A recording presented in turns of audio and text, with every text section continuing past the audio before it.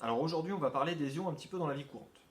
Donc, pour commencer à parler de ces ions, je vous ai représenté ici un solide ionique. Alors un solide ionique, ça veut dire des ions qui sont associés pour former une poudre ou un cristal solide.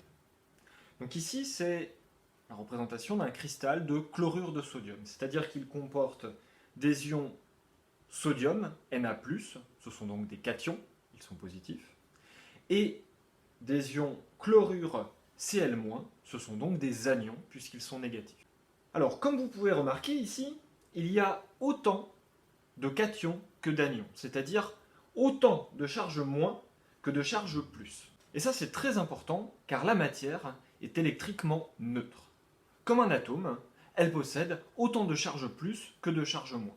Les ions vont donc s'associer en fonction du nombre de charges. Donc, ce solide ici, c'est du sel. Chlorure de sodium, c'est le sel que vous mangez tous les jours à table et dont vous servez pour assaisonner vos plats. En cinquième, vous avez déjà fait de nombreuses expériences avec ce sel. Vous savez par exemple que lorsqu'on le plonge dans l'eau, eh bien, ce sel est très soluble, c'est-à-dire qu'il va devenir invisible. Alors si vous avez oublié ce qu'on a dit sur la solubilité, je vous conseille de retourner voir les vidéos de cinquième qui s'affichent là-haut. Ça veut donc dire que si je place mon solide dans l'eau, eh bien, les ions, qui étaient organisés entre eux, vont se séparer et se disperser dans l'eau, au milieu des autres molécules d'eau, que je n'ai pas représentées ici. Alors c'est très intéressant puisque on a donc des particules chargées qui se trouvent à l'intérieur de l'eau. Eh bien, ces particules chargées, exactement comme les électrons à l'intérieur d'un fil électrique, ils vont être capables de conduire le courant. Donc pour voir une expérience qui permet de le démontrer, je vous propose de suivre, encore une fois, le lien qui s'affiche là-haut. Alors cette eau qui contient des ions, eh bien, on appelle ça une solution. C'est le nom du liquide qui contient des ions. Ça veut donc dire, par exemple, que l'eau de mer, eh bien, c'est une solution qui contient du chlorure du sodium, du sel. Donc cette eau de mer, vous le savez, si je l'évapore, j'obtiens du sel.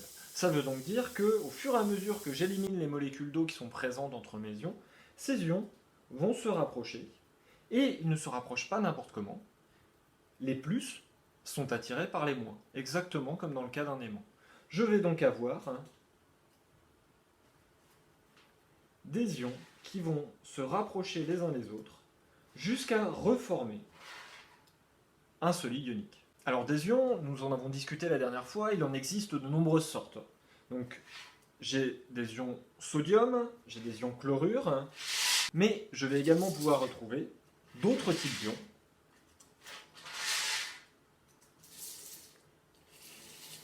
Par exemple, des ions fer, Fe3+,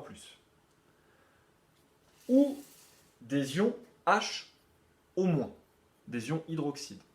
Ces trois ions ici, ce sont des ions qui ne contiennent qu'un atome à la base. Alors que cet ion, il provient d'une molécule, HO, ce sont deux atomes. À partir de ces différents ions, nous allons pouvoir construire plusieurs solides ioniques. Par exemple, si j'associe du sodium au chlore, j'obtiens le chlorure de sodium, nous en avons parlé, c'est le sel. Si j'associe mon ion sodium à mon ion hydroxyde, j'obtiens de l'hydroxyde de sodium, qu'on appelle aussi la soude, et qui est une base très puissante et très corrosive. En revanche, eh bien, je ne peux pas associer mon ion Cl- à mon ion hydroxyde. Ce sont tous les deux des anions, ils sont tous les deux chargés négativement, donc ils ne peuvent pas s'associer, ils se repoussent. Je vais en revanche pouvoir associer mon ion Fe3+, avec des anions.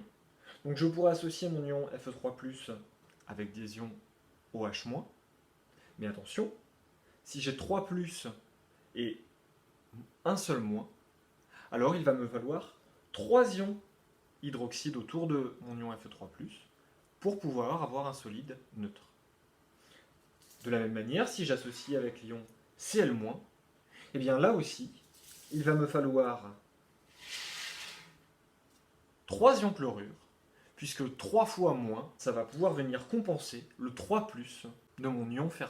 Cette fois encore, eh bien, je ne pourrai pas associer des ions Na+, à des ions Fe3+, car ce sont à chaque fois des cations. Ils sont tous les deux positifs et vont donc se repousser.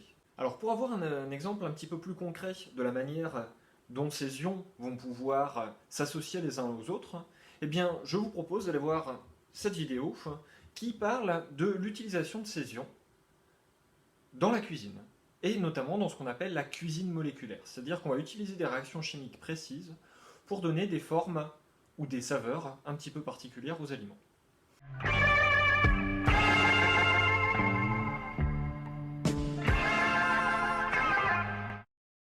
Alors c'est tout pour aujourd'hui sur cette partie sur les ions. Dans la prochaine vidéo, que vous pouvez retrouver juste en bas ici, eh bien nous allons discuter de la façon dont ces ions peuvent réagir les uns avec les autres, et de comment, grâce à cela, nous sommes capables de les reconnaître. C'est ce qu'on appelle les tests caractéristiques. Je vous souhaite une bonne journée, et à la prochaine fois.